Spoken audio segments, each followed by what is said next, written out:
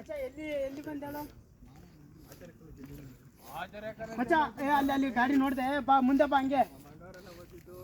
ನೋಡ್ದೆ ಬಾ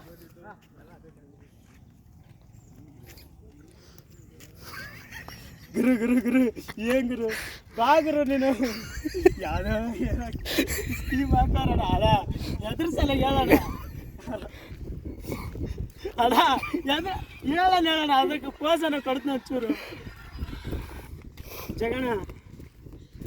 ಅಣ್ಣ ಬಾಣ ನನ್ನ ನೀರಿಗೆ ಹಾಕ್ತವ್ರಣ್ಣ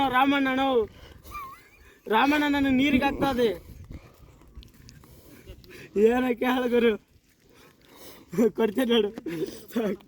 ಹೇಳ್ರಿ ಸೌಕರ್ಯ ಏನೋ ಮೇಯ್ತಿದ್ದಿ